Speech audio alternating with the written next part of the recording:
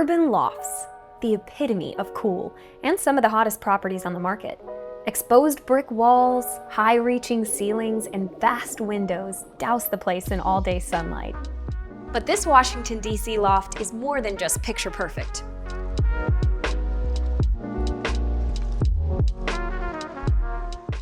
Wow, I'm in love with the lighting here. In case this fire pole wasn't a dead giveaway, this dreamy space was once a firehouse. And not just any firehouse. It served as the headquarters of Engine Company No. 4, the first all-black firehouse in Washington, D.C. Engine Company No. 4 doesn't call this place home anymore. In 1976, they moved nearby to a larger firehouse. But when No. 4 did live here, the locals called it the Hornet's Nest, a nickname earned for how quickly they jumped into action. Before being transformed into this spacious home in 2017, it spent some time as a harpsichord factory and workspace for a sculpture artist. And now, it's a historical rental for anyone to enjoy. Located in the Shaw neighborhood, this old firehouse was transformed into a gorgeous 3,000 square foot, 5-bed, 5-bathroom home. The original architectural flourishes remain intact, with some creature comfort updates for modern living. The lofted ceilings make the main room feel wide open and inviting. Natural light pours in from every direction, and the second level provides a great bird's eye view of everything down below. The bedrooms and bathrooms, also fully renovated, each have their own distinct but well-executed style. A lot has changed since the residents of this space fought fires. In the 19th century, an uncontrolled blaze could spell big trouble for a newly industrializing America. Back then, fire departments were fully volunteer squads, running around dousing flames with buckets of water. That's really how they did it. I'm not kidding. After the Civil War in 1871, all fire companies in the city became permanent, public-funded organizations.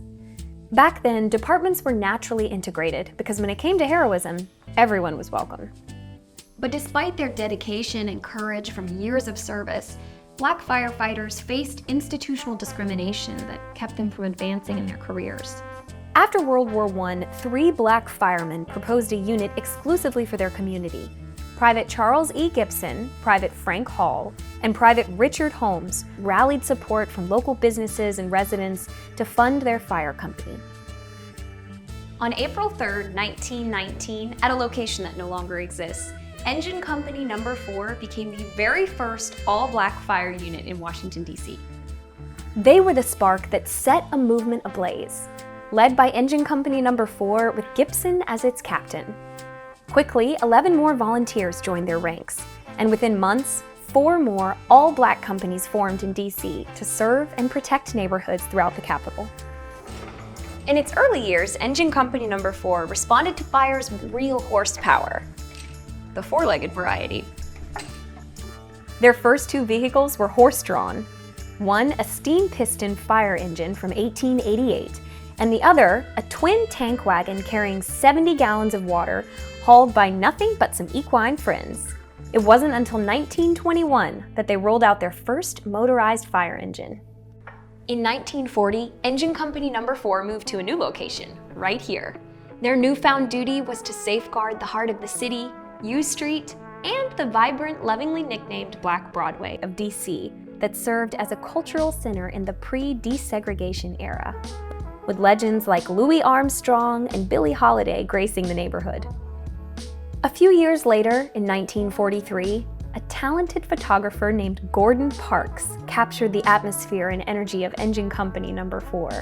His photos show not just the intensity of the company's work, training, rushing to emergencies, and risking their lives, but also the softer side, like photos of firemen mending toys for the local children or enjoying a game of checkers in a rare moment of respite. Engine No. 4 was also home to one of the most influential firemen in DC history, Burton Westbrook Johnson. He joined the company in 1943 and quickly rose through the ranks. He climbed both these stairs and the ladder, becoming the first Black fire chief in the history of the nation's capital. Every inch of this place whispers tales of bravery and resilience. Artifacts from the era and framed photos adorn the walls, timeless mementos of the firefighters who once roamed these corridors. And the fire pole? It's original, dating all the way back to the Loft's construction in 1884. The same one the heroes of Engine No. 4 rode down on their way to risk it all for the people of Washington, D.C. If you want to view the rest of that incredible Gordon Parks photo set, the Library of Congress has over 80 images available on their website. We've got the link in the description.